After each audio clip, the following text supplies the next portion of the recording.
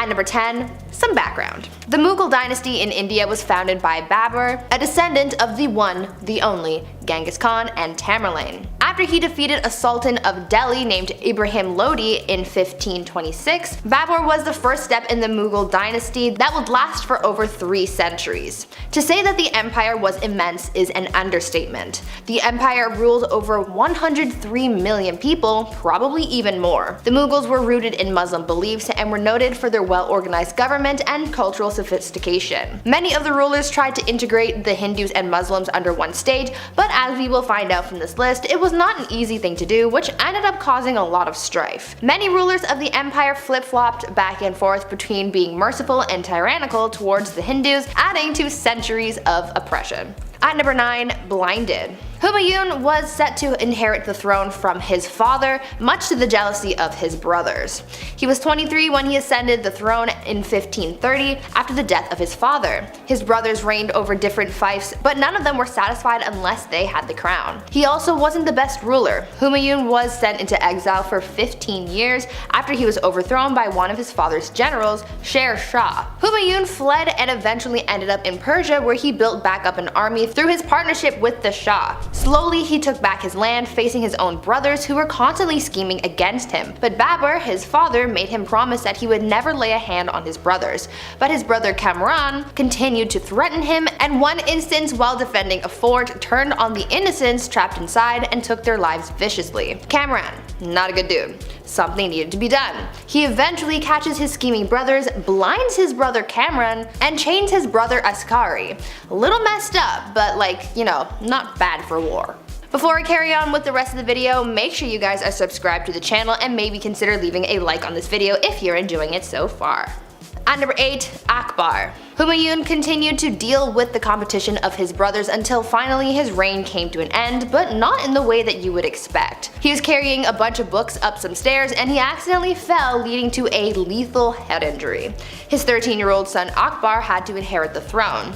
Akbar would later become known as the Great, but that doesn't mean that he didn't do some questionable things. Where his father failed to conquer, Akbar swept through. But just like his father, he encountered jealousy and dangerous ambition in the dark corners of his reign. In Delhi, an attempt to assassinate him was made, the bowman nearly missing him. Who was behind it? The slave of a nobleman who recently tried to start a rebellion. But the plot thickens. Akbar's foster brother's mother had further designs to establish power for herself through her son, Adam Khan. Khan actually ended up taking the life of Akbar's foster father, which led to Akbar throwing him down the stairs and therefore killing him. The mother died 40 days later due to grief. Grief over her son or the loss of power? Who knows? At number 7, Jahangir. So this guy was super impatient to become the ruler and was getting tired of Daddy Akbar taking his time. So he revolted. Damn, this court honestly was just rife with rebellion. They never got tired of it. In 1599, while his father was otherwise engaged and away from the palace, Prince Salim led a revolt. During the revolt, he even skinned a man alive. Akbar was pissed about this and wrote to his son and said, quote,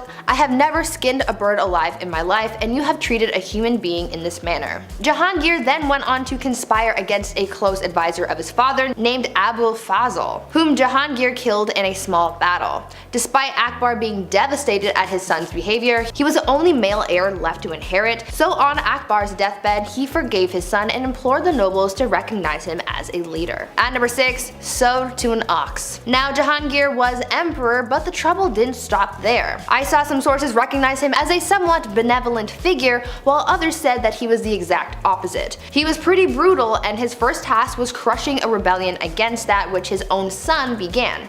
Apple, not far from the tree. He was traveling to Lahore when he came across 2 nobles who were sympathetic to his son's cause, so he decided to punish them in a very peculiar and violent way. He ordered that one be sewed to the skin of an ass and the other to an ox. Now that is messed up. When he got to Lahore to face the rebels, he crushed them and blinded his own son as punishment. A ruler couldn't have any impediment, so therefore his son could no longer pursue the role. Then he hung his son's followers outside of Taxali Gate. Yeah, so even within the confines of war, this guy had some pretty messed up ideas. At number 5, the horse and his boy. On the less violent end of the spectrum, Jahangir was actually a big fan of the arts, science, and worldly things. Unlike his father, who couldn't read and write, an interesting skill for a ruler not to have, Jahangir was all about it. He really wasn't interested in military, which was a task he left to his son. But he did inherit his father's wealth, and considering he wasn't working in the military, he had time to indulge his curiosity. In his memoirs, there are fantastic paintings of exotic animals. There's a painting of a zebra that has a very funny story behind it. The zebra was being taken as a gift to the Safavid Shah, and it was traveling through the port of the empire. Jahangir heard about it and had it brought to court first, and didn't believe that it was real. He thought that it was a painted horse, so he had people try and wash them off. Only when the paint didn't come off did he realize his mistake and ordered that the wondrous creature be painted.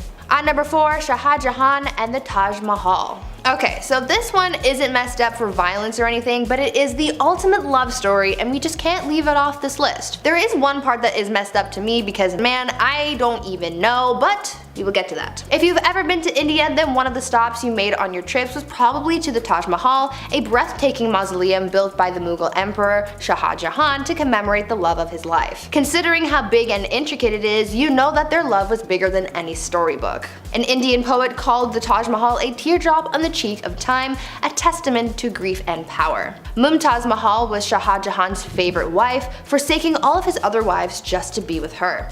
They went everywhere together, even on military missions. This is where, from my perspective, where things get crazy. This woman delivered 14 children for her husband. 14. Sadly, whilst giving birth to the last, she passed away, inspiring her king to build this massive structure. Both Shah Jahan and his love are buried beneath it. At number 3, brothers at odds. Shah Jahan's rule was considered the golden rule of the Mughal Empire, so how do you top that? Aurangzeb did not even bother trying, and he kinda sucked. He was Shah Jahan's third son, and he was a very military-minded man, showing tactical and strategic military skill and unrivaled determination. Whereas his brother was a man of letters, and no, not the kind from Supernatural. Aurangzeb wanted power, and so in order to secure his rule, he confined his ailing father to his own palace, caused the death of one of his brothers, and had 2 more of his brothers, a son and a nephew, executed. He was literally committing fratricide left, right, and center. But it didn't matter to him because he gained control. His desire to prematurely end the lives of those who stood in his way was described as, quote, a wolf thirsting for the blood of his brothers, end quote. You would think that this motivation to gain power and rule on his own terms would mean that he had big plans for the empire, which in a way is true, but those plans and changes led to a lot of oppression, but we will get to that in a bit. At number 2, staked. Before we get into the oppression that Aurangzeb caused to his empire, let's talk about Emperor Farrukh Siyar. Farrukh Siyar was emperor of the Mughal Empire from 1713 to 1719. He was described as an incapable ruler who gave his power to all of his advisors. His rule caused many conspiracies and plots to arise within the court. He caused a lot of people a lot of pain for his plight for power. With the help of his allies, he gave many of his enemies the gift of the big sleep, but by far the most ruthless thing he did was kill Jahandar Shah and Zulfikar Khan Nusrat Jung. What made their deaths so brutal was the fact that when they went the emperor hung their heads on poles, and just to add insult to injury, he made their parents walk at their funeral. Luckily for the people of the Mughal Empire, Farrukh Siyar was killed by unknown assailants at the instructions of his close relatives, putting an end to his awful reign.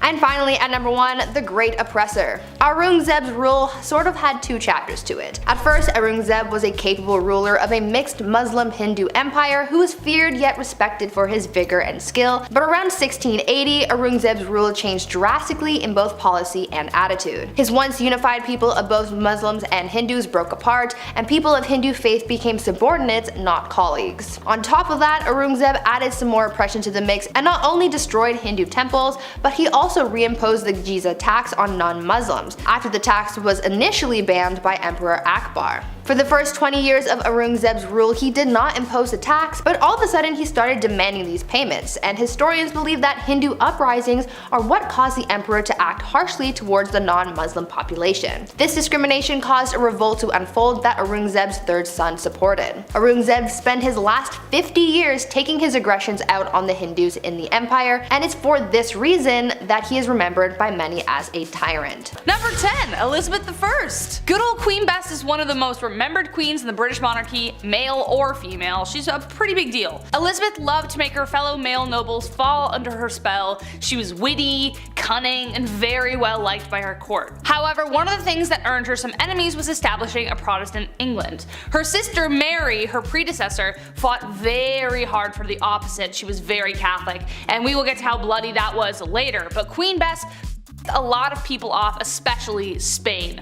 She was supposed to marry the Catholic Spanish king after her sister passed, but she turned him down. This led to a conflict between Protestant England and Catholic Spain, but her navy defeated the Spanish Armada in 1588. Mary, Queen of Scots, laid claim to the English throne and was one of Lizzie's greatest internal threats. Mary was a Catholic, which made all the Catholics of England back her. Mary was also presumed to be behind several assassination attempts against the Queen. Finally, Queen Elizabeth had to take action, and after keeping her cousin hostage for 20 years, she finally had to have her executed. And we'll talk more about her later. Number 9. Catherine the Great. So Catherine the Great was called the Great for a reason. She was a pretty epic woman by most accounts. She even had one of the first vaccines, which is pretty crazy. Though she wasn't actually born in Russia or even Russian at all, Catherine was not content to go down in history quietly. She considered herself an enlightened ruler, and history tends to agree, with aims of prioritizing education for the people. She had many lovers, and there is enough evidence to suggest that the son she had was illegitimate. Peter III of Russia was hardly the man Catherine intended on marrying, and later planned a coup against him, which resulted in her position of power. However, the coup did turn bloody when on July 17th, Peter died under mysterious circumstances. There isn't proof that she was directly involved or even knew about it, but it cast a dark shadow over her reign for the rest of the time. Number 8. Grace O'Malley. We've got enough traditional royalty on this list that we definitely need to spice it up. Enter Grace O'Malley, the Pirate Queen of Ireland. Pirate Queen! What a title. Definitely considered unholy behavior, Grace abandoned the traditions of women of the time and fled to the sea. There, she took on the waves and perils of Davy Jones' locker with a legendary ferocity. She was born into the clan O'Malley around 1530, around the time of Henry VIII's rule over England and Ireland. Clan O'Malley was a notorious seafaring clan and ruled the southern shore of Clew Bay, Achilleland, and most of the barony of Murrisk for over 300 years. Grace was really well educated and could even converse fully in Latin, Spanish, Scottish, Gaelic, and French. She was not one to be refused, and after spending years fighting the British, she finally met Queen Bess, and not only did she speak Latin to her, but she refused to bow, as she was considered a queen herself by that point. Number 7. Mary, Queen of Scots. I told you I was gonna bring her up. A name you will recognize, as I've already mentioned her before, but in terms of who the villain in that story is, it depends on which side you're telling the story on. Mary's story is full of tragedy, romance, betrayal, loss, and heartbreak. Unlike Lizzie, Mary was a dedicated Catholic and spent the entirety of her reign trying to gather the Catholics against Elizabeth. She had a series of marriages and relationships that led to tragedy every which way she went. Her first husband, the Dauphin of France, died shortly after their marriage. Her second husband she loved until he became a drunkard, and then she just started running things. But he was mysteriously unalived while she was 6 months pregnant. He was inside a building that exploded, but his body landed outside, and it turned out he was strangled. So what happened there? She would later give birth to 2 stillborn sons, but she would have sons later on. She would have a son who would inherit the throne after Elizabeth's death, but it was due to Mary's plotting and scheming that eventually ended her in death. So she did actually plot to kill Elizabeth. So that's a pretty unholy deed, I would say. Number 6. Princess Olga of Kiev. Okay, wow, this woman. One saint you definitely don't want to mess with. Despite being a saint, Princess Olga of Kiev was actually pretty sinful. She was one of the most vicious and vengeful rulers in the history of Kievan Rus, which would later become Russia, Ukraine, and Belarus. Olga took center stage after her husband died and made sure she would never be forgotten. Her husband died in a very gruesome way by the enemies that we're going to talk about in a second. When the people who viciously unalived her husband tried to persuade her to marry their leader, they sent 20 men. Olga told them to wait in their boats, had her men dig a ditch in the meantime, and the next morning buried the men alive. She then lied and told the king she would accept his offer if he sent his best company to retrieve her. He didn't know about all that stuff yet. When they got there, she locked them in a bathhouse and torched it. But it didn't stop there. Olga didn't stop there, that's not her style. She would later host a steak dinner with her enemies in which they were staked. Very Vlad the Impaler, I know.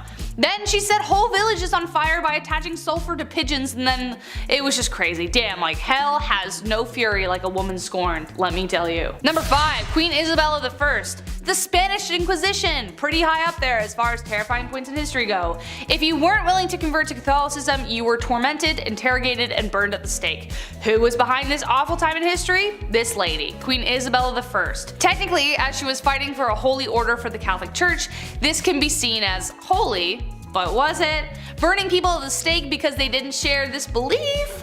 Not cool, Isabel. She created a secular government through her reign which allowed for the monarchy to have more power. Being a pious Catholic, she made Catholicism the official religion and created a tribunal to make this happen. Secret service or a secret police that spread fear wherever they went. Her direct influence caused the Jewish population to falter for a really long time after. Number 4, Fridegund of Soissons. Okay, I maybe said that wrong, so I apologize. Kind of impressed with her rise to power. She went from slave attendant to queen. How do you bridge that gap? No idea. Boy was she ferocious. Assassination and manipulation were her main political tools. Fridegund was among a small number of enslaved women in the Merovingian household that became a queen. Merovingian was the OG Central Europe before everything got split up. She survived political dangers and retained her husband's loyalty and could persuade monks and priests to jump onto her plots with ease. She encouraged her husband, the king, to set aside his first wife and then even take the life of his second. But his second wife, Galswinda, had a sister named Brunhild who became the mortal enemy of Fridegund. She had good reason to be. Fridegund continued to do everything she could to secure her position, one assassination after the next. She was a pretty stormy lady. Number 3, Bathory. Okay, alright. Technically not a queen, I get it, but she might as well have been with the power that she had. So fight me. She's remembered as the most evil woman in the world in history, I think. I don't know. That's my opinion. Bathory was the stuff of nightmares. Elizabeth Bathory was born on August 7, 1560 into a prominent Hungarian noble family, making her practically untouchable. She married a very famous war hero who is suspected of gifting Bloody Lizzie with the skills she used to kill.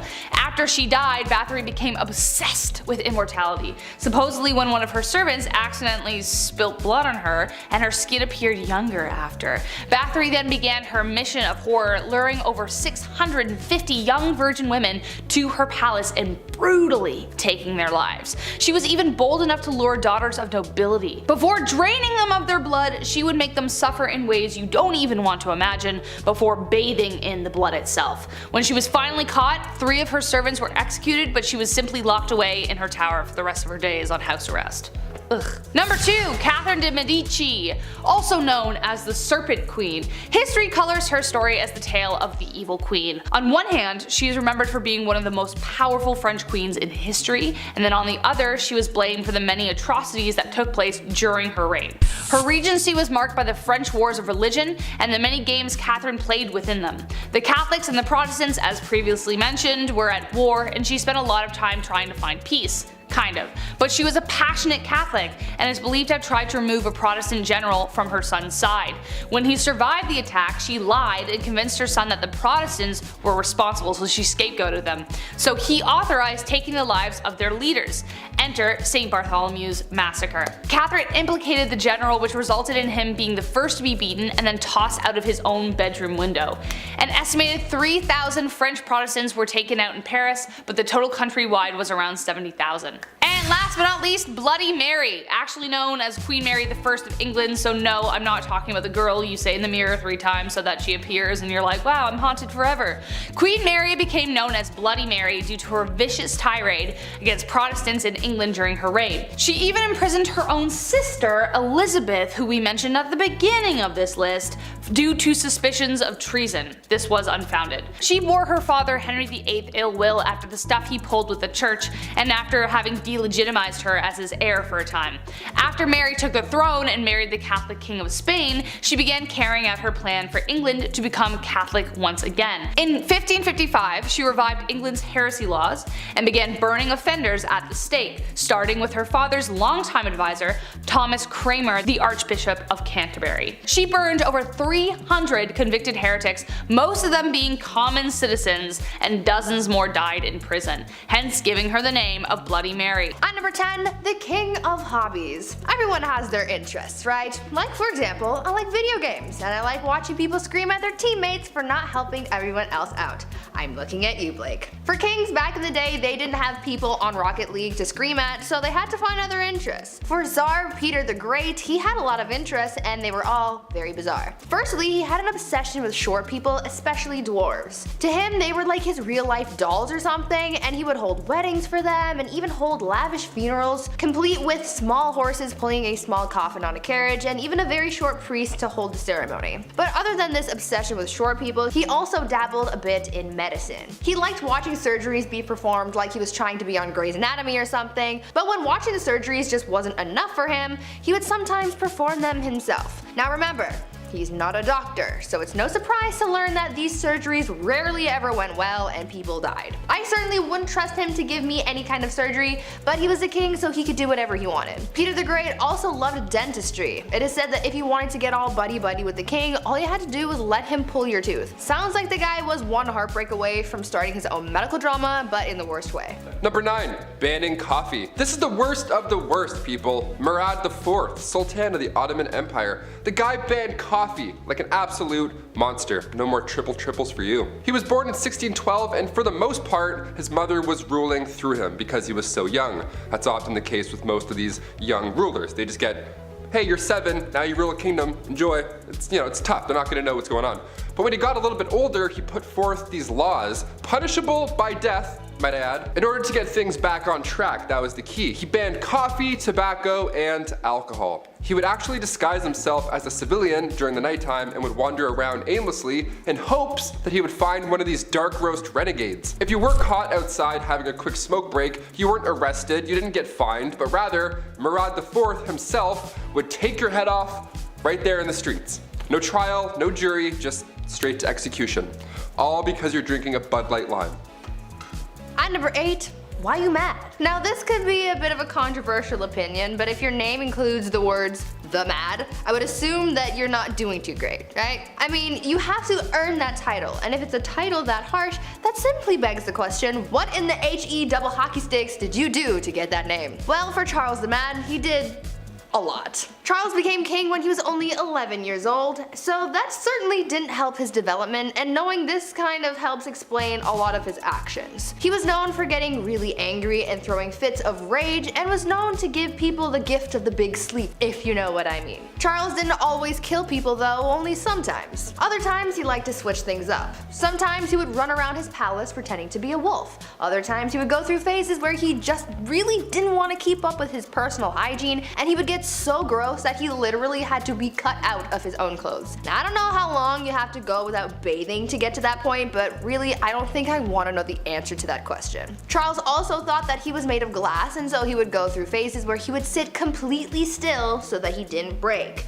Kind of like Drax from Guardians of the Galaxy, but not as, extraterrestrial. Well, maybe he was. That honestly would explain a lot. Number 7. Party hard. Zhu Huzhou was the emperor of the Ming Dynasty in the early 1500s. Now lately we've been talking about kings and queens, we're on part 2s for both now, and there's a good amount who simply just aren't ready, they're too young to rule. Like Joffrey from Game of Thrones. Kings like that actually existed, they were horrible. They were young, they were too young to know what was right and wrong. Plus they usually have some corrupt parents whispering in their ears the entire time. Zhu took the throne at just age 14, and for a while, ministers were confident that he would grow into the role and become the leader that he was born to be. Well, when he got older, he transformed a zoo just outside of Beijing. He transformed it into his own personal brothel. Yum. I mean, on one hand, I'm glad the animals are free, but like a zoo, you couldn't find a more romantic place? Can convert an Applebee's to a brothel, maybe? I don't know, something with AC? His final days were spent partying, and some would say a little bit too hard. He got intoxicated and fell from a boat. That's how he ended his life. Honestly, not a bad way to go out. Pretty OG. At number 6, love game. A lot of kings and queens throughout history have been known to engage in the horizontal hustle a lot. I mean, when you're a ruler of a kingdom, you don't really have much to do in your spare time, so what else are you gonna do? Play a board game? No. These monarchs were getting busy all the time, but there was one king who was just so obsessed with getting a good old pickle tickle that it just became his whole personality. King Philip V was known to be a nymphomaniac, and he liked doing the deed a lot, but because at the time, the Catholic Church said that having sexy time with anyone but your spouse was a sin, the king and his wife were getting busy all the time. Eventually, his first wife caught on to how to use this to her advantage, and she would often refuse to sleep with him until she got her way with anything she suggested or demanded from him. You would think that he would catch on to this game, but maybe his urges were just so strong because he always caved and gave her what he wanted. Obviously, this man did not follow Hoodville. Absolutely not. Just to give you guys an idea of how obsessed this guy was, when his wife was on her deathbed, before she went he literally tried to get one last bang in. On her deathbed. Like, dude, not the time. Number 5, George V. We love hobbies here on BumbleBee. I mean, I used to collect special quarters growing up. I swear to God. The only time I've ever been good at saving money was when I was 12. I would see one of these and be like, don't touch it. George V turned out he loved stamps. A lot. Like a lot. Since he was a wee young lad, he was collecting these little guys. Here's the unusually impressive part about him though and his hobby. He continued to collect stamps during World War I. This guy was busy, everybody's trying to stay alive, and George is just licking stamps in the library like a prince. Like all collections, it started at an early age and now it's at the point where it's past impressive and it's just borderline strange. This guy had albums on albums of stamps. He had around 330 albums, each with 60 pages full of stamps. Quick maths, that's like 20,000 pages full of stamps. So naturally he was nicknamed the King of Stamps, or rather the King of Philately, the official term for collecting stamps. It's a nice word. Philately. Philately. Back in 1905, he set an all-time stamp record, which I didn't even know that was the thing, and it was the most money ever spent on a single stamp. The guy dropped like 220,000 US on a single stamp. Somebody even asked the prince down the road if he had heard about this idiot who spent 1,400 pounds on a stamp, and he was proud of it. He was like, that was me, you wanna see it? The next King George is a little different, to say the least. At number 4, womanizer. I'm going to preface this by saying that George IV of England was voted as England's worst king by historians, so that should already tell you a lot about this guy. Georgie here was yet another one of those monarchs who was a little too invested in his intimate conquests, you know? Now we do know that the encounters that he was on were all consensual, so that's a plus. However, he was still creepy about it. Yeah. This man tried everything to get a woman to sleep with him. He would throw a tantrum if she said no, or threaten to end his life if he didn't get to do the 8-legged nature dance, you know? Somehow, this had a pretty good success rate, even though he was not a catch at all. It feels like this was one of those situations where you kind of just give in to make him stop talking, you know?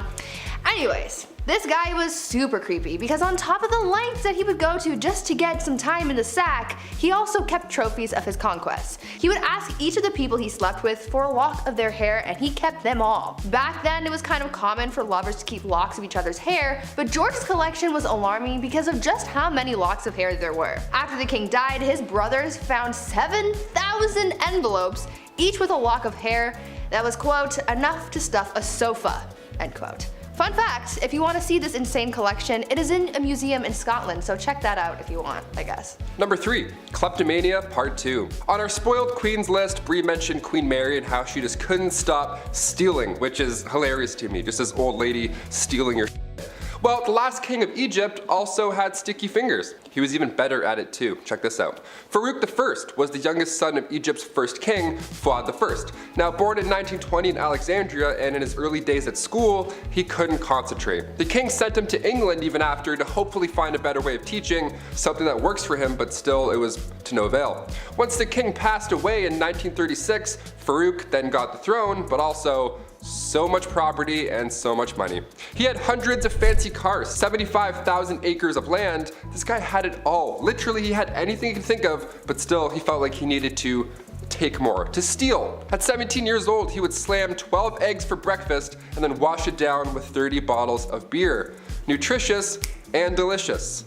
horrible. On top of the fact that he loved to steal, he was the biggest hoarder. So he had thousands of shirts, randomly. He also had 50 diamond-studded walking sticks for some reason, and like a prince such as myself, he too collected coins. I mean, his collection was much nicer, but still, great minds think alike. Spoiled minds think alike, rather. Oh shit, this is eye-opening. One of the most bizarre facts about Farouk was he pickpocketed Winston Churchill once. He took the guy's watch. After everything I just said, he still decided to steal his watch. What a gem. We love him. Yeah. At number 2, the King of Pettiness. Let's talk about a ruler that the Indian state of Alwar has described as controversial. If his own people are calling him controversial, then you know something's up, and boy, you better strap in because you're in for a wild ride with this one. Maharaja Jai Singh was pretty eccentric in a pretty dark way. He was known to have a temper and act on impulse, and he did some very questionable and downright scary things. He was known to be very competitive and hated to lose. One time, while playing polo, he and his team lost, and so in retaliation, he blamed the horse he was using and made the horse get extra crispy. He fired his horse. I'm sure you know where I'm going with that.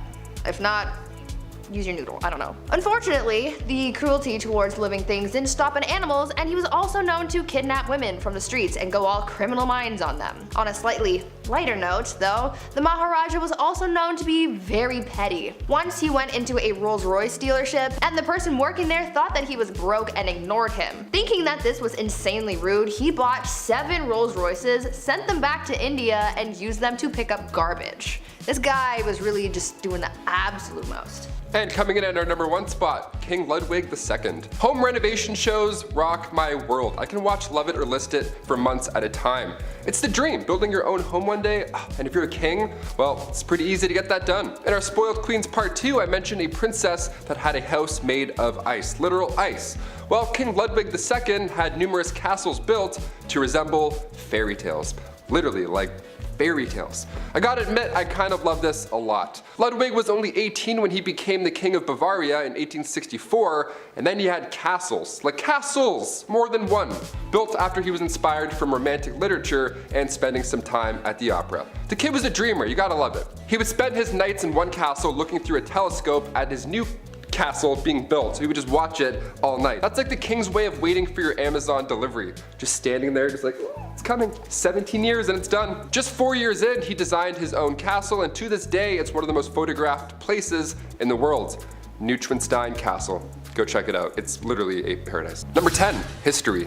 Ruling alongside the pharaoh Akhenaten from 1353 to 1336 BC. Queen Nefertiti, aka the Lady of Grace, aka Hereditary Princess, was born in 1370 BCE. She was born in the Egyptian city of Thebes, and she was only 15 years old when she married the 16-year-old Akhenaten. She worshipped the sun god Aten, and alongside her young husband, she built a new capital city called Amarna, and she also created a new religion, so how's that? She ruled over what's considered the wealthiest period in Egypt history. Nefertiti had 6 children, which were all daughters, which may have had something to do with why we don't know much about her today, but I'll get into that much later on. Number 9, her death. After changing Egypt's religious and political structure, soaring to new heights as a woman in the Egyptian court, the queen just vanished, just like that. And on this video, we're gonna try and figure out what may have happened to her. During the 12th year of the 17 that her husband ruled for, historical records seem to have just wiped out the queen's legacy. She was gone from everything. Many believe that she didn't actually die, but rather she disguised herself and continued to rule. The next in line after Akhenaten's reign was the pharaoh Smenkhare. Was that really Nefertiti in disguise? I hope so. That would be pretty sweet if we proved that and figured that out. I'm really rooting for that. The reason we believe that she may have disguised herself as a man is because of the female pharaoh Hatshepsut, because they ruled with a fake beard in the 15th century. It's known that they had a big traditional fake beard. It's cool. It's like kind of flashy. I kind of want one. I can't grow a beard or a mustache, so I kind of want a fake one myself. Lastly, there's a theory that the reason Nefertiti was banished was because she couldn't produce a male heir. We've gotten closer to uncovering the truth though recently in 2015, when Nicholas Reeves and Mamdouh El-Damadi found what they think is a hidden doorway in King Tut's tomb that contains perhaps the sarcophagus of the lost queen. I'll get into that shortly, but first we need to talk about her modern day origins. Number 8, Berlin bust. Perhaps one of the most popular ancient sculptures of all time was found on December 6, 1913. German archaeologist Ludwig Borchardt found this on the floor of the Royal Sculptors Workshop. This figure has some unforgettable details. I mean, first of all, she's breathtaking to look at, and the blue headpiece. These are all important. It was clear that this was Queen Nefertiti from the start. The German team split everything with the Egyptian government, so currently this bust is being held in Berlin. It draws in about 50,000 visitors a year to Berlin's Neues Museum, a little piece of Egypt all the way over there. We love it. Now, fun little fact about this modern bust, in 2009 there were scans done to it, technology, nice, and it's revealed that underneath this painted layer is limestone carving of a woman so detailed that you can see wrinkles in her cheeks, even a bump on her nose as well. That's like 4K Egypt, it's crazy. Back in 2016, these two artists secretly 3D scanned the bust of the lost queen and then straight up released the files online as a free download. The future is here, I guess. Also, that's a little invasive. Just scanning your head, like that's really? But 3 years later, officials decided to release that to the public, so here it is, take a look. The Queen Nefertiti 3D bust, scanned by James Bond secretly. Number 7, Monuments Men. It wasn't always a smooth ride for this specific bust. Sometimes it was a bust. I had to, why not? She spent 11 years in the private residence of Germany's expedition founder, Jacques Simon. Cut to 9 years later, that's when King Tut's tomb was discovered, a totally separate event, unbeknownst to them, connected.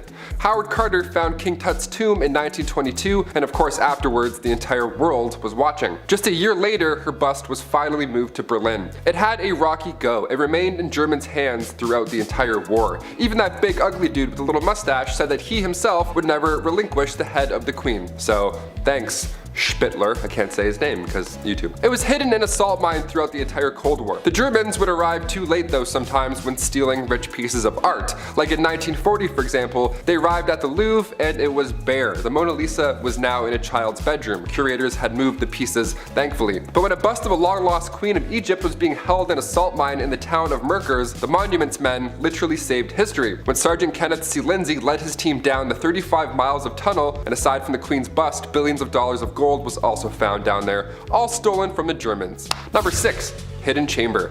Ancient Egyptian architecture is mind-blowing. Even to this day, we're trying to figure out how exactly everything was built. More and more secrets are coming out of all these hidden tombs. It's fascinating. Technology is for sure a helping hand when it comes to learning about our past queens and kings. And for Queen Nefertiti, her final resting place is now believed to be in a secret chamber in King Tut's tomb. This was years ago. Egypt Tourist Minister Hisham Zazou said the discovery was like a big bang. And I see no lies. It's perhaps one of the biggest discoveries of the 21st century. After radar tests were conducted, Egyptian officials were 90% sure they found a hidden chamber. And it was also full of treasures, so that's neat. And also, we're onto something. Number 5. Original plans. Another theory that surrounds the queen is that King Tut's chamber was actually meant for her. Yeah, listen to this. The former Antiquities Minister doesn't believe this. He strongly stands by his belief that the lost queen was one of the female mummies found in the Valley of the Kings. What's compelling here though is that King Tut passed away at age 19, so many believe his own burial chamber hadn't even been built yet, or finished at least. So instead, they used hers. But a radar survey around the tomb in the Valley of the Kings shows us this hidden chamber behind the north wall of the burial chamber. It's been said before that King Tut's chamber was way too small and there must be more. His stepmom being buried in the same tomb, well, that's certainly a start. We're on to something. Number 4. Tomb alignment. Nobody knows angles like ancient Egyptians. The way they built the pyramids, I mean, they still stand today confidently. We're trying to figure out just how they made the pyramids in the first place. Meanwhile, there's a team inside the pyramids trying to figure out who is even buried in the walls. It's a whole fascinating mystery. Using ground-penetrating radar, researchers were able to find this corridor, this log opening in the bedrock at the exact same depth of King Tut's chamber. And on top of that, these openings are facing the same direction. Tomb KV62 and this new chamber have the same orientation, so of course we're going to believe that they're connected. Because unconnected tombs don't often align, or don't ever align really, so that's also a sign. We're getting close. Let's just give me a shovel, I'll get in there, I'll help out. Be so gentle with everything. I'll feather things off. I've seen National Treasure. Number 3.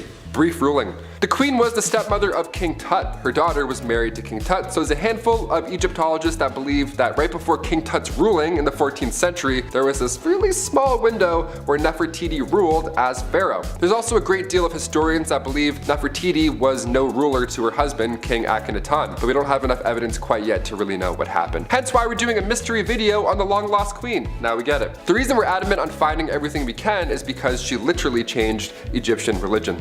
Number 2. Her family. The queen's name translates to a beautiful woman has come, and given the fact that we still don't know her parentage, we have to use our national treasure brains here. A beautiful woman has come. Come from where? Well, early Egyptologists believe that Queen Nefertiti came from Syria.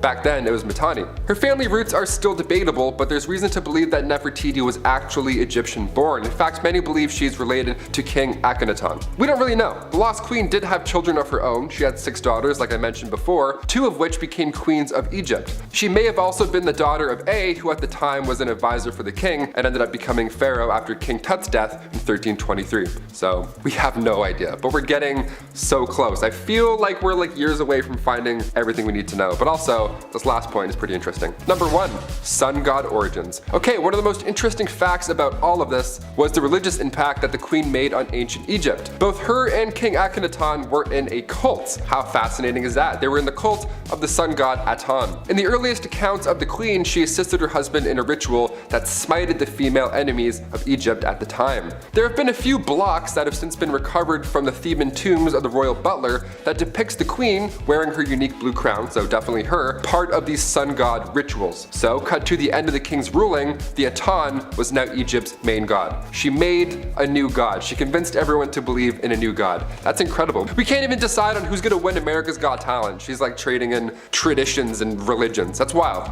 At number 10, royal enemas. Apparently, back in the day, enemas were all the rage amongst the elite. It was believed that enemas were good for your health, so everyone was doing it to try and live a little longer than the rest of those commoners and peasants. One person who really just couldn't get enough enemas in his life was King Louis XIV. It is believed that over the course of his life, Louis XIV received thousands of enemas. When I tell you this guy was obsessed, I'm not kidding. One year, Louis received 212 enemas in just the 1 year. And of course, he had to make his enemas a little jazzy and couldn't just use water like any other person. Oh no.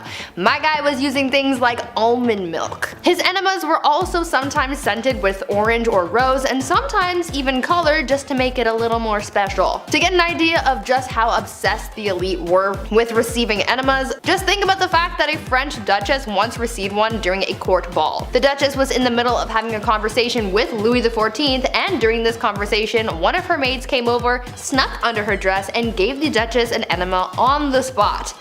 Ew. These people were so weird. At number 9, pampered pony. I'm sure I can speak for most people when I say when you have a pet, you love and care for that thing like it is your child, right? Well, one Roman emperor might have taken that concept a little bit too far, because saying that he was obsessed with his horse is an understatement. The Roman emperor known as Caligula had a horse named Incitatus. Caligula was a horse racing enthusiast, so Incitatus was his pride and joy, and not too many people were all that thrilled about it, to be honest. When I tell you this horse was treated better than most people have ever been, I'm not kidding. The horse's stall was made out of marble, his manger was made out of ivory, and he was even fed oats flaked with gold. Caligula was also very adamant about his horse receiving a good and restful sleep before a race, and he was so serious about it that he made guards stand outside of the horse's stable to make sure that the horse remained undisturbed while it slept.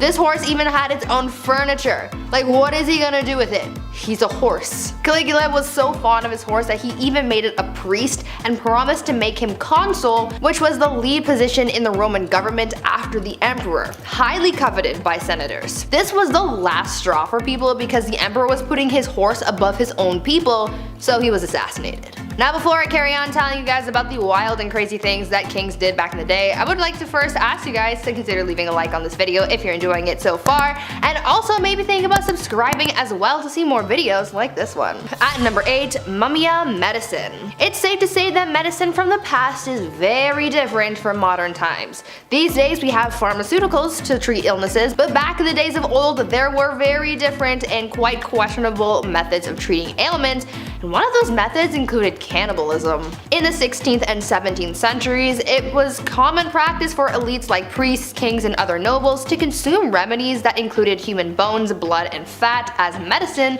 to treat ailments from headaches to epilepsy, and this practice was called mumia medicine. At first, it started with people using Egyptian mummies and skulls from Irish graves for use in medicine, as bones would be ground and used in different tinctures for various uses. But soon, other parts of the body started to be used. Human fat was later used to treat ailments on the outside of the body, and blood would be consumed as well, as it was believed to contain the vitality of life. Several monarchs were known to use mumia medicine, like Charles II and William II of England, Francois I of France, and Christian IV of Denmark. At number 7, kissing sheets. For thousands of years, monarchs worried about the threat of being poisoned by their enemies, and so they thought of an array of precautions to take in order to prevent being taken out by some kind of spicy death sauce or something. Many monarchs hired tasters to try their food before it was given to the king to make sure that it wasn't poisoned, but some monarchs were also afraid of being poisoned through something that they touched. This is why Henry VIII hired someone with a very important job to make sure that his bed wasn't poisoned. The person who was tasked with making the king's bed was also required to kiss every part of his bed in the morning. They would kiss the pillows, sheets, and blankets to prove that someone hadn't smeared poison on it. The king was also concerned with people poisoning clothing too, so his clothes as well as his son's clothes were also tested for poison before getting dressed. At number 6, eternal youth. I know that there are a lot of people out there who want to live forever. I am one of those people. I am afraid of dying, but I also want to see what humanity will look like many years from now until the sun consumes the earth. Unfortunately, that's kind of impossible, at least for now, until we come up with some kind of way to make people live longer. But this idea of prolonging your life has been around for thousands of years, and one Chinese emperor was super obsessed with the idea and really tried his best to live for at least another 10,000 years. Emperor Ying Zhang was obsessed with finding a magic elixir that would make him live longer, and he demanded that his subjects find this immortality elixir for him. Now, even though he brought a lot of prosperity to people during his rule, he never let go of his demand for immortality, and it put a lot of pressure on his underlings to find him something to help him live forever, but obviously that didn't happen. He was so concerned with his lifespan that he even brought magicians into his court. His obsession alienated him from his people, and after all of that effort trying to live longer, he died at the age of 49. At number 5, no bathing. These days, bathing is kind of a necessary thing. Gotta be clean, you have to smell nice, you have to practice proper hygiene. But back in the olden days, this was the complete opposite, and nobles rarely ever bathed, and it was kind of a trend. Over time, physicians began to believe that bathing was dangerous, and obviously the nobility tried to protect their lives and well-being at all costs, and so they just stopped bathing. In a popular 16th century medical book, it was advised, quote, "Use not baths or stews nor sweat too much, for all openeth pores of a man's body maketh the venomous air to open and for to infect the blood," end quote. So yeah, they thought that taking a bath would make you sick. In the late 15th century, Queen Isabella of Spain would go around bragging about the fact that she had only ever bathed twice in her whole life. Weird flex, but okay. King James IV apparently never bathed, and his hygiene was so bad that he passed on lice to other people who went into a room that was frequented by the king. He also never washed his hands before eating and would just rub his fingers with the wet end of a napkin. These people were gross. At number 4, prankster king. You know that you're a spoiled king when you can pull pranks on people constantly and never have anyone try and stop you or fight back. This was basically the life of King Christian VII of Denmark, who was known for being pretty childish and playing pranks on people his whole life. He was a troublemaker through and through.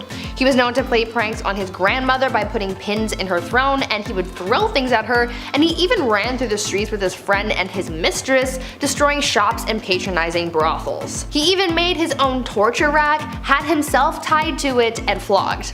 Why? I have an idea, but I don't want to think about that one too hard. One of the other weird things that he was known to do was leapfrog over dignitaries when they would bow to him. This guy was really quite immature. At number 3, saints in bed. I understand the desire to feel protected by whatever gods or saints you might believe in. That's one of the whole points of religion. However, I think some people can take that idea a little bit too far, and by some people I mean the Spanish royal family. These guys took religion very seriously, and they believed that following religion heavily would allow God to heal them when they were sick. So when a member of the royal family was ill, doctors would remove body parts or even entire corpses of saints from churches and monasteries and would put them in bed with the person who was ill. Yeah, they slept with the corpses of dead saints to be healed of their sickness. Could you imagine if that was still how medicine was practiced today?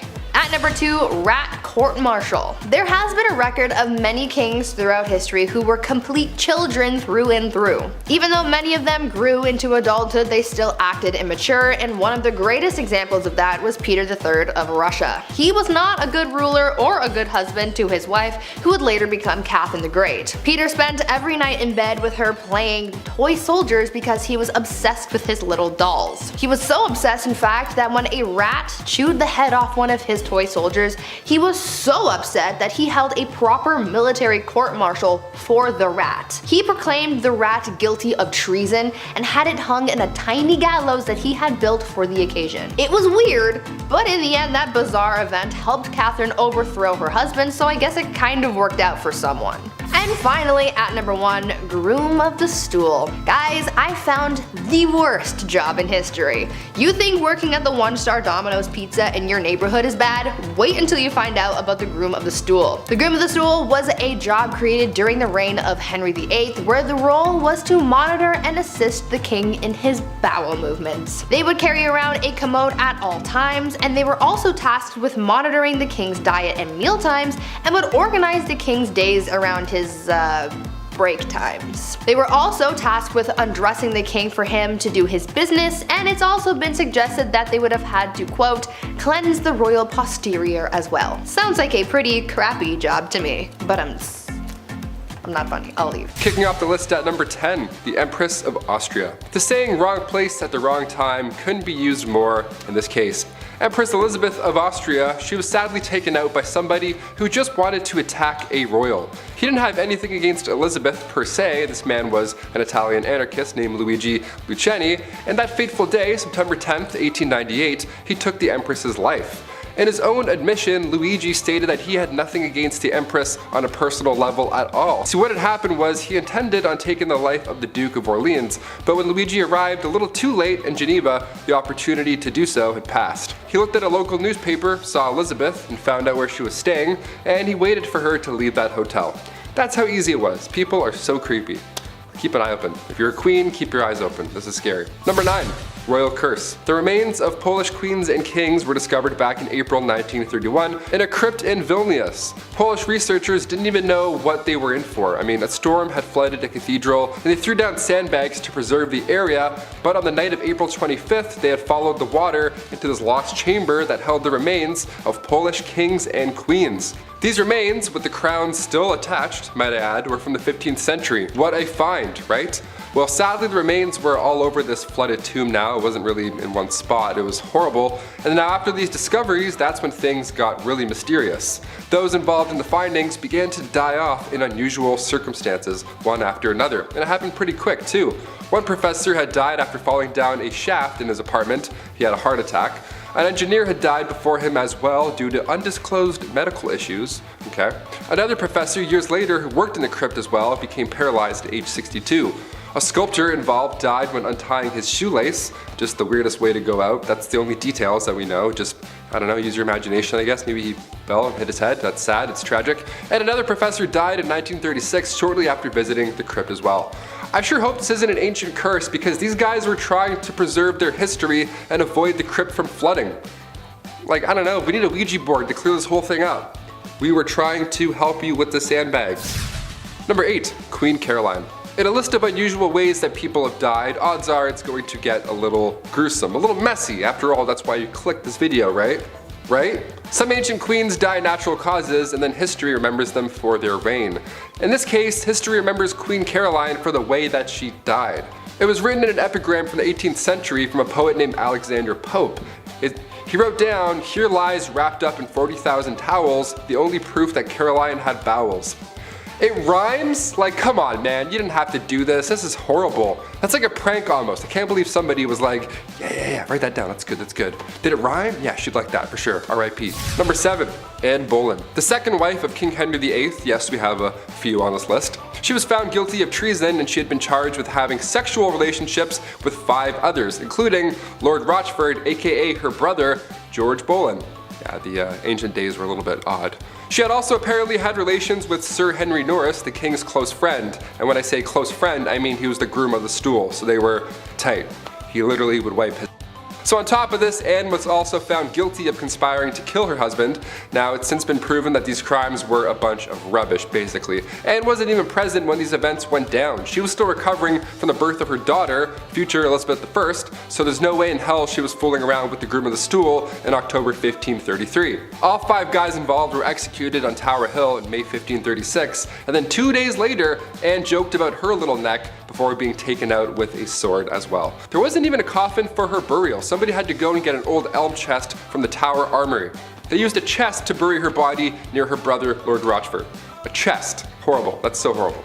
Number 6, Mary Queen of Scots. If you're a murderino, this one's pretty juicy. Listen up. Back in 1565, Mary was determined to take the throne for herself. When Mary was just 6 days old, her father, King James V, had passed away, so she ascended to the throne. She was about to marry the King of France in 1558, but he passed away, so she returned to Scotland as the country's monarch. Her next plan was to marry her cousin, Lord Darnley, so now if something were to happen to Elizabeth, Mary would be yet again lined up for the throne. That cousin ended up dying in a random explosion, and then years later, in 1568, Queen Elizabeth had welcomed Mary after she fled to England. So Mary was close, but now what? Well, Elizabeth had found out that Mary was involved in English Catholic and Spanish plots to overthrow her, so she was then placed on house arrest. Fair, more than fair, more than fair. Cut to 19 years later, 1586, a letter had emerged revealing that Mary was involved in a plot to have her cousin, Queen Elizabeth I, killed. She was then sentenced to death and her head was taken off for treason. History is dark, my friends. Even if you're family, shit gets crazy. Number 5, Charlotte Augusta. Princess Charlotte Augusta of Wales lost her life in 1817, and when I say ancient, this is probably the most recent that I'll go, because I know ancient means way back. I gotcha. But I have to include this one, because as far as royals go, she was loved at this time. She ended up falling in love with Britain's Prince Leopold, but a year and a half later, she died giving birth. She was healthy at the time. She was only 21 years old when this happened. Charlotte was lined up to be the queen one day, and historical accounts say that the doctors here were at fault. Charlotte's tragic passing had vendors running out of black fabric. That's how rocked the public was right after this. Just massive displays of grief. What do you guys think? Comment down below. Was this a doctor conspiracy or just classic medieval times? It's the olden days. We can't really do as much. Let us know. Number 4, Catherine Howard. Queen of England from 1540 to 1541. Such a short amount of time, but why? Being the 5th wife of King Henry VIII, cousin to Anne Boleyn, referred to by King Henry as his rose without a thorn, he just gave her all the gifts and she was just 19 years old. Sounds great so far, but you know, because of his list, things won't end up well. Their marriage didn't even last a year until rumors, not letters or eyewitnesses, rumors started spreading about infidelity.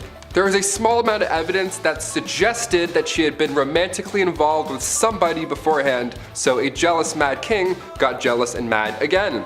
Shocker. You had me at 5th wife, I don't know. She was executed for adultery and treason at the Tower Green on February 13th, 1542. Number 3, Catherine Parr. When Catherine Parr got a position in Princess Mary's house in 1542, she met King Henry VIII. She was smart. She was 30 years old, so it was a step in the right direction age-wise when it comes to these queens and King Henry. Not that there's anything wrong with marrying somebody younger, that's not what I'm saying, but it's just, well, look at this list. All of these people died, spoiler alert, so the older the better at least. I don't know. She was seen as somebody who could nurse the king in his dying age, so the public liked her. She was the first English queen also to write and publish her own books. Now, come 1543, Catherine gave up her man, Thomas Seymour, to marry the king. The two got married that July at Hampton Court Palace, and from that point on, her beliefs were deemed dangerous. Queen Catherine was a supporter of the English Reformation, and Catherine's religious opponents were plotting against her and they tried to convince the king that she was dangerous. Her arrest was even planned, everything was kind of going in a bad direction. And then Catherine went to King Henry right away and then asked for forgiveness herself. You know, for pushing her views too far many times before, and he forgave her. Meanwhile, others are losing heads for having relationships. Okay? Her and Henry were married for 5 years, and then after his death, she married Thomas Seymour just a few months later.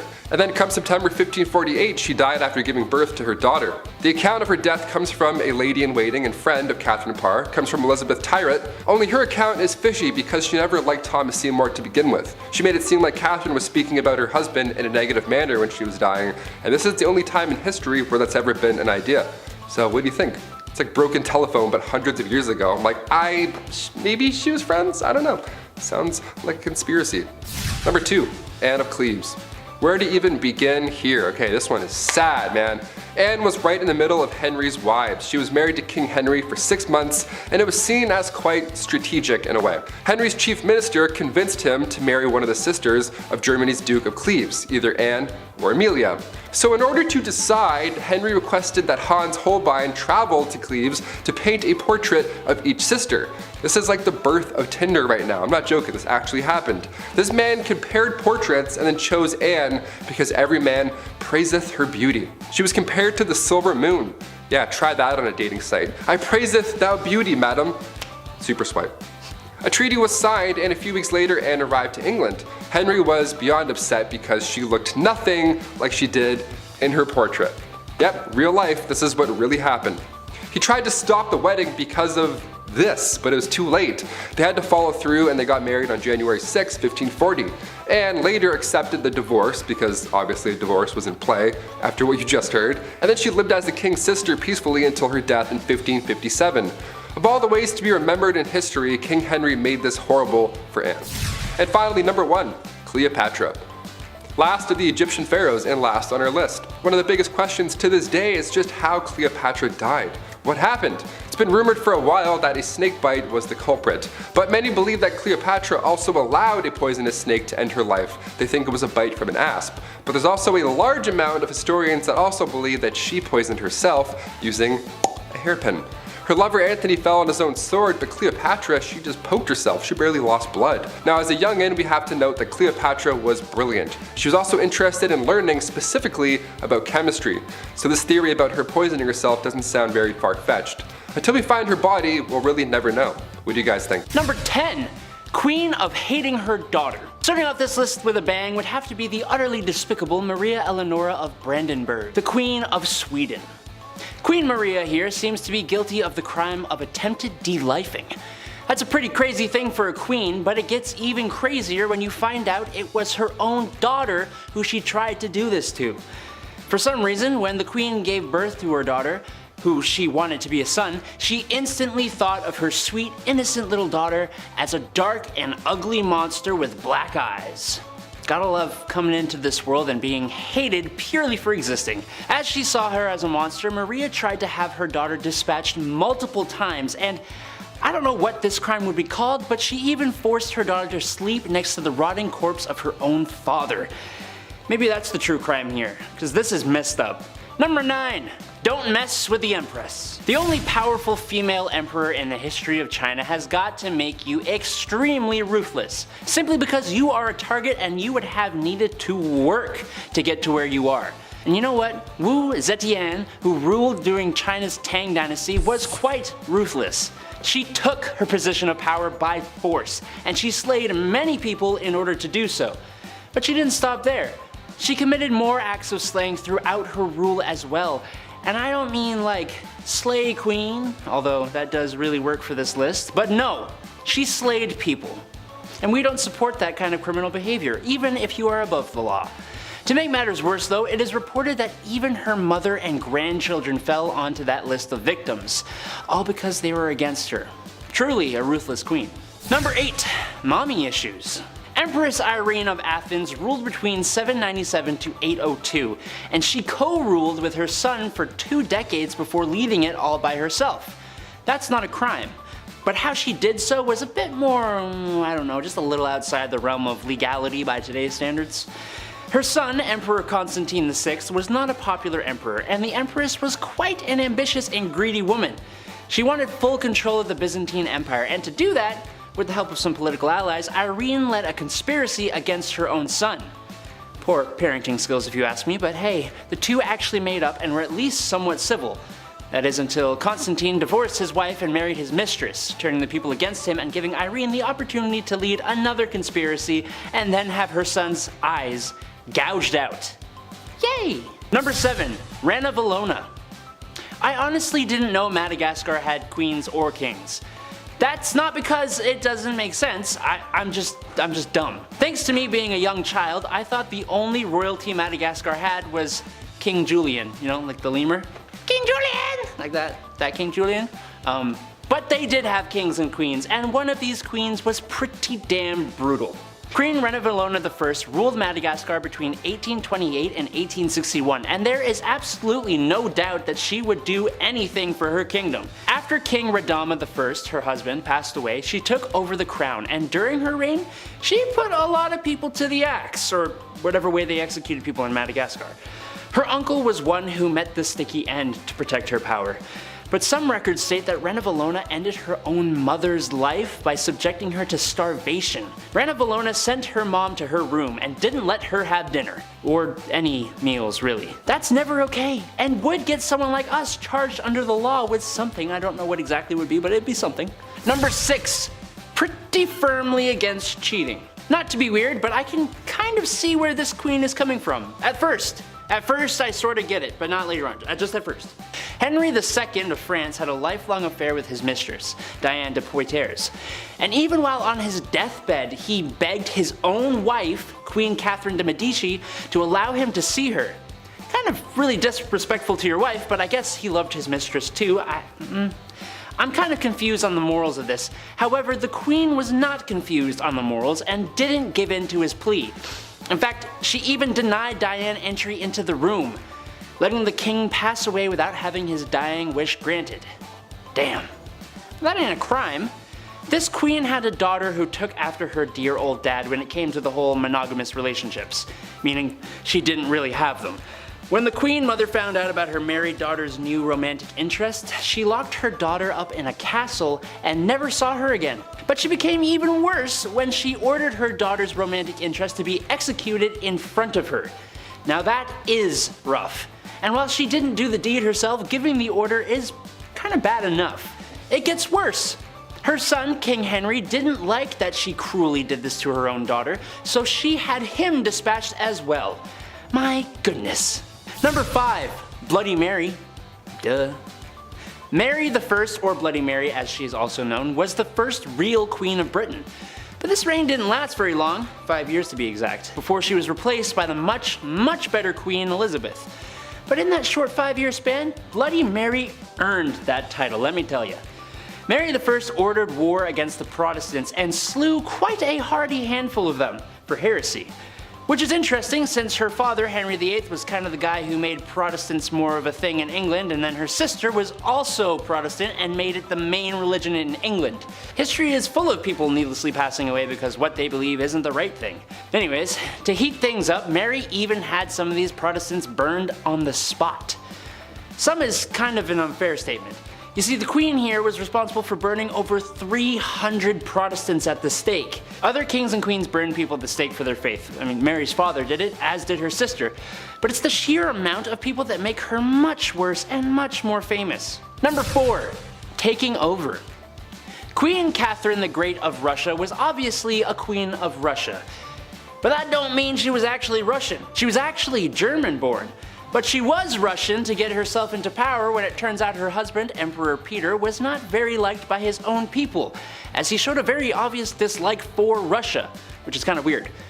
She took advantage of people's disdain, and while she may not have directly done the life ending here, it is pretty well stated that the act was committed by her supporters, and public opinion held her responsible. She was called the Great, but it seems she was actually kind of the absolute worst, even if she was a strong ruler. She does look very proud of herself in a lot of her paintings though, which, I mean, she overthrew her own emperor husband and became ruler of a country she isn't even native to. So like, yeah, I guess, good job, I think.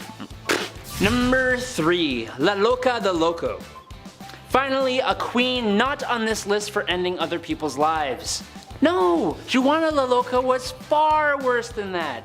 Not to be insensitive, but Juana La Loca was loco. She was the Queen of Castile from 1504 to 1516, and she suffered from various mental disorders. After her husband died in 1506, her father buried his body, but that didn't stop La Loca from opening the tomb and caressing her husband's non-living body from time to time. Ultimately, she even ordered people to dig up the body fully, and she would kiss her deceased husband's feet. Sorry, excuse me, I need some water after that. That's disgusting. That's a lot. Oh good, we aren't done. Of course not. No, apparently, Juana would also carry his coffin everywhere with her and even kept it under her bed. It wasn't until years and years later she allowed his burial outside her window, finally. Look, I get loving somebody, but dear lord, imagine what she was like when he was alive. Stage 10 clinger, 100%. Number 2, let them eat cake. How about a queen that caused a whole revolution? That's gotta be a good one. We have almost all heard of Marie Antoinette. She was well known for splurging on things she shouldn't have and the countless affairs and scandals she was involved in. Like the scandal of the necklace. Countess de la Motte pretended to be the queen's friend and entered the French court in 1785. She fooled a member of high society in believing that the queen loved him, even going as far as to hire a lady of the night, disguise her as the queen, and convince the poor guy that Antoinette wanted to purchase a diamond necklace that cost 1,600,000 livres, which is almost $12 million by today's money. The amount of sheer greed and debauchery that happened while she was around made her own people rise up and fight back against the unfairness of the French monarchy. Good job, you made your people hate you, cause y'all ignorant. Number 1, Countess not Dracula? Born in Transylvania, because of course she was, in 1560 Countess Elizabeth Bathory of Hungary was a Hungarian noblewoman. But more than that, she was an extremely infamous serial slayer. She used her position of power to defend herself from ever having to suffer the consequences of the heinous crimes she would commit. Okay, well, name the crimes, Adam. Okay, I will. Elizabeth spent years slaying servants and peasants just because she wanted to and enjoyed it. She did it so much that her own husband, Count Nadasti, went so far as to build his wife a torment chamber for her to do this more comfortably. Great husband, horrible person. Elizabeth also had a nasty habit of actually feasting on her prey. She would often bite and eat chunks out of them while they were still alive, and in one case, she may have even forced someone to cook and eat some of their own body. Eventually, her conduct became so appalling that a trial was held. It only took forever to happen. She was convicted on 80 counts, but was only sentenced to solitary imprisonment within her castle. That's it. Like, how is that okay? I don't get it. She thankfully met her end 3 years later in 1614, but my lord was she a bad dudette. Not good. Number 10. What a drag. Bachelor number 1. What would you do if I refused to marry you? Well, I would probably get quite violent and lead to the destruction of 10,000 lives at the Battle of Hastings. Might just drag you around by your hair and see where the night goes. William I, or more appropriate, William the Conqueror, was a fierce warrior and the first Norman king of England. Being the illegitimate child he was to the throne, some people didn't exactly respect the power moves old Willie was making. People rebelled, and he crushed them. Oh, and there was this one time that he fancied a woman named Matilda. Being the respected woman that she was, she declined Willie's advances. Willie, not taking no for an answer, promptly dragged her around by the hair until she agreed to marry him. Gee, what a swell guy. Number 9. Let them eat cake. France had seen better days in the 1790s. People were starving, the economy was bust, and for some reason the poorest citizens were being taxed the most. When cries were made from the people, they demanded that change be made. King Louis XVI, being the great leader he was, he listened to the people and there was no problem ever again. Oh wait, he did nothing and the country had a bloody revolution. The man supposed to be leading his people failed to act. In fact, he did less than nothing, often trying to silence the riots by force. But when people are very hungry and you're living fat with high society, you can lose your head in all that chaos. While the famous quote, "let them eat cake," may not have actually been said, it's a good reminder of the disconnect between the upper class and poor. Leaving your people to starve isn't the best idea if you want to be a king for a long time. Number 8. Cashback. King George III had a simple ask of the American colonies. Right then, we just saved you all from the French and Indians, so now it's time to do the right thing and pick up the bill. Britain introduced new taxes on the colonies in order to pay back what it had spent on the previous war. But in reality, he was asking the colonies to pay up without much in return. Basically, I'm the king, I saved your skins, give me more money, which most people at the time couldn't afford. And I'm still gonna boss you around. The British Empire may have been victorious, but it was the colonists who felt all the effects of the war and the economy. This happened multiple times before some patriots had had enough and decided to act. And what he did when the people he was forcing to give money spilt a little tea? Well, he sent British troops for a semi-friendly military occupation. I'd hate to loan this guy a nickel. Number 7.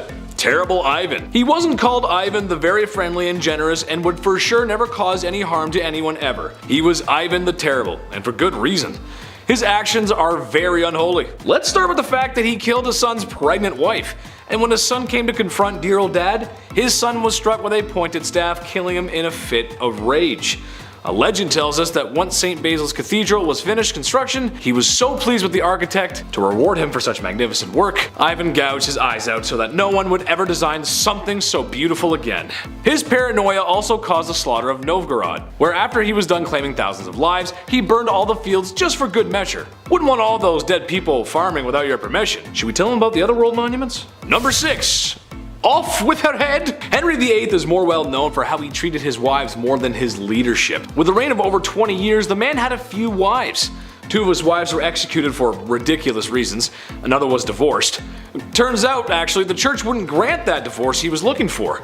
So Henry went and did the next best thing. He broke away from the Catholic Church and dissolved the monasteries, taking their wealth and redistributing it as he saw fit. Nothing is unholier than trying to get away from the church. Historians believe that his divorce actually led to the English Reformation. Number 5. Nothing left. Alexander the Great was an excellent warrior for his time. Having conquered so much at a young age is really quite impressive. His empire stretched from Greece all the way to India. For a history class or a good book, this is fine, but in reality, he was a conqueror. The places he was marching into weren't exactly happy to have spear-wielding visitors. He laid siege on multiple cities, executed those who defied him, and sold people into YouTube's least favorite S-word. Just about checks off everything a guy needs to be considered a tyrant. History remembers his conquest, but I for sure will not forget how brutal conquerors can really be. Number 4. Chop chop. While Maximilien Robespierre was not a king in the monarch sense, he did hold a lot of political power in France when the political climate was quite messy. Plus, France was at war. But even messier than that is the way he dealt with citizens who were deemed anti-revolution, by sending them to the guillotine. Within a 1-year period, he sent 17,000 people to their dooms via the National Razor, or as it became to be known. He even began practicing deism, something he called the cult of the Supreme Being. And if you know your history, you know that you can't get away with that forever. And with some sweet poetic justice, Robespierre was sentenced to the guillotine. Number 3. All my friends are dead. Usually when people expire, the human thing to do is bury said lifeless human. It's just what we do. But apparently Ferdinand I of Naples did not get that memo, instead taking a page from Night at the Museum. No, this is not a cute comedy movie starring Ben Stiller, but in reality a complete horrifying nightmare. Ferdinand took the saying, "keep your enemies close," a little too literally, as his favorite form of punishment was to mummify his enemies, which, let's face it, if he's a king, there's gonna be plenty. And he would like to display these mummies in what's probably the coolest place to be if you're into that weird goth stuff. He did keep some alive in the dungeon, but he much preferred his guests embalmed, where he would have them dressed up on display, just as they were before making the mistake of crossing Ferdinand. Now, what's the point of having that hardcore collection if you're not going to show it off? Well, he did. To the people he suspected of treason, which, in a place like that, treason leaves your mind pretty quick. Number 2. Average height for the time. Napoleon Bonaparte was one of the greatest military strategists of his time, maybe of all time. With full support of the French army, Napoleon found himself earning gallant victories one after another, all being accomplished at a very young age. However, after years of great success in multiple wars and kicking a lot of imperial butt, it started to go to his head. Shortly after the coup that overthrew Robespierre, Napoleon had gained enough support to claim himself as the Emperor of France. With said power, dissolved the freedom of press, reduced the rights of women, and oh yeah, he was at war with most of Europe for years to come. While his military victories cannot be understated, his rise as a tyrannical dictator makes him very unholy. Number 1. Dracula. There's been a lot of unholy things said here today, but old Vladdy takes the cake. What he lacked in land and power, he made up for in his brutality. As the legends go, Vlad was creative in his punishments, and was well noted for his human art pieces. And by art, I mean impaling his enemy on pikes, sometimes through their rear ends, and leaving them as warnings for anyone who dared cross him. Similar to the time visiting envoys wouldn't remove their hats as it is to do in tradition, so Vlad had their hats nailed to their skulls, so that they may never remove them. There are a few other stories that are just too hot for YouTube, but I think he's a textbook example of Unholy. He may also be the inspiration for Dracula. Imagine being that much of a monster one is created in your likeness. I mean, just looking at the painting of this guy creeps me out, man. Whoa! But kicking off the list at number 10, must love licorice. Okay, we'll start off a little tame. Napoleon Bonaparte, the famous French emperor, the famous military leader from the 1800s. Napoleon Bonaparte was responsible for conquering a large part of Europe. Bet you didn't know he was obsessed with licorice though. Way too much. He would eat this all day, every day. Ugh, it feels gross. Look, as somebody who can't stand licorice, I already feel bad for Josephine. Licorice breath at any time of the day coming your way? No, no thank you. I'll hard pass. Napoleon carried licorice around with him at all times. This guy ate so much of it, his teeth became stained. They turned black. Oh yeah, I forgot to mention, it's black licorice too. Not the strawberry pull-and peels, those are great. I'm talking about 1800s black licorice. It would come in lozenges. If somebody offered me a lozenge and it was black licorice, I'd call the police. Smack it out of their hands. Number 9, George IV. When it was time for King George III to pass on the crown, of course, next in line, heir to the throne, is his eldest son, also named George. What if you became king in 1820? Would you be noble? Would you do monologues in the sunset as you enriched your homeland? Kings like to do that a lot with their if I had the hair still. Or would you do what King George IV did and make horrible financial decisions every single day? The guy would just party all day as well. He would gamble every day, he would buy expensive stuff that he did not need, and on top of that, he would never do any of his royal duties. Guy wouldn't do his job. His father had to step in, classic. He figured the only way to settle all these new debts set in motion by George IV. In order to clear those up, George now has to marry his cousin, Caroline of Brunswick. The arranged marriage happened April 8th, 1795, and what was supposed to be a happy day for all was a nightmare for all included. They hated each other as soon as they met. I mean, obviously, he was a fool. George got heavily intoxicated for the wedding. He was just hammered the entire time. And then 9 months later, almost to the day, they had a child. And then right after that happened, they went their separate ways. So yeah, horribly unhealthy relationship. Once George became king in 1820, he then tried to divorce her. Like, what a fool. Just let it go. Let it all go. Let her go. Number 8, Filippo Maria Visconti. The Duke of Milan during the 14th century was at first Gian Maria Visconti, but after he was taken out, his brother, Filippo Maria Visconti, had to step up to the bat.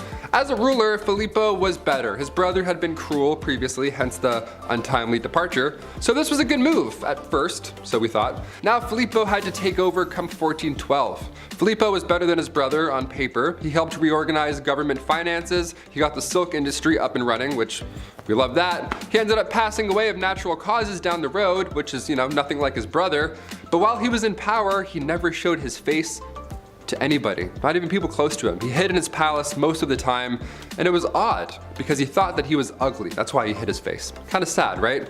Filippo hid his face, and maybe you feel bad for him now, right? Just a little bit. He died of natural causes and he was alone all that time. Yeah, don't feel bad for him. This guy was horrible. He was jealous of his wife Beatrice Lascaris de Tenda because she was twice his age, twice as smart, and twice as powerful. So Filippo had her taken out in a courtyard publicly September 13th, 1418.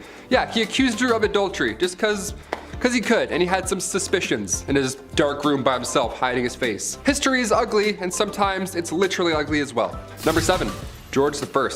King George I, couple of Georges on this list, okay? Long before his British ruling days, George was in Germany. He was actually the elector there, and he'd been married before around 1682. Originally, he married Sophia Dorothea of Seal, but the entire time they were married, it was horrible. George would straight up bring other women home because he just felt like he could. Like he literally argued that he could, given his role. He's like, oh, I could have these women and we could do all this in front of you. Of course, I'm this person of this. Like, no, you're a fool. You're a jerk, really. He would have numerous mistresses and he would purposely flaunt them. So Sophia thought, okay, if you can have numerous side hustles going on, I'll move on myself. So she began seeing a Swedish count. Okay. She began seeing Philip Christoph von Königsmark. Now when George inevitably found out, he was violent at this point. He was upset, he divorced Sophia and then imprisoned her. Yeah, when he became king of Britain later on in 1714, she didn't come with him. Yeah, it's not just horrible with Sophia either. The Duke had also been taken out, sadly. His love for Sophia ended up getting him killed. What a mess. All these Georges are so messy, the worst. If your name's George, don't be a mess. Just be nice. Hit that thumbs up if you're a George. Change the game. Change the stats up. Number 6, heir to the throne. Okay, I kicked out this list roasting Napoleon and his licorice choices, but of course, he's done much worse things than have bad breath and stained teeth. Napoleon's marriage to Josephine was first fueled by love and friendship, but things quickly changed. Marie Josephine Rosé Tacher de la Pagerie was born in 1763. She had 2 children with her first husband, but that marriage was also not a happy time. They separated, and Josephine met Napoleon in 1795. Napoleon at this point was married at the time, and they had an affair, and they were deeply in love, like actually in love, and Napoleon proposed to Josephine in 1796, and they married later that year. 2 days after their wedding, Napoleon led the French army in Italy, and while he was gone, both of them ended up having affairs. So many affairs in this. Like, does love even exist? What the hell? 1804, Napoleon crowned himself and then crowned Josephine, proclaiming her empress. A few years passed, and after finding out Josephine couldn't bear any more children, Napoleon made a list of possible and eligible princesses. Just a list, and just left it out. Like, how awful is that? In November 1809, Josephine agreed to the divorce, and come 1821, Napoleon Bonaparte's final word on his deathbed was Josephine.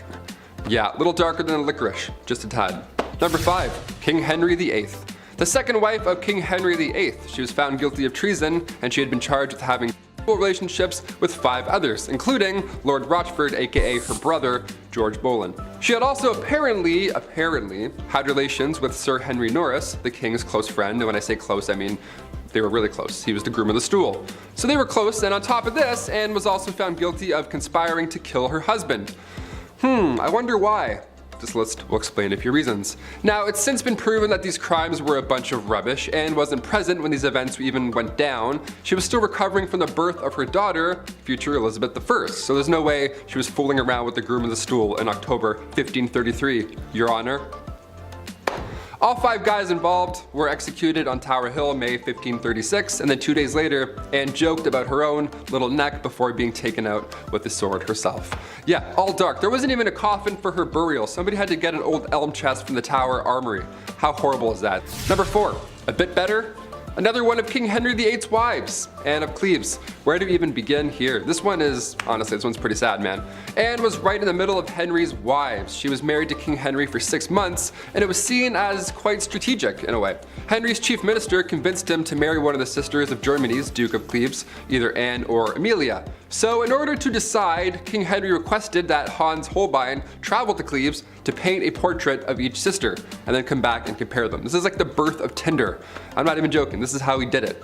This man compared portraits and then chose Anne because every man praiseth her beauty.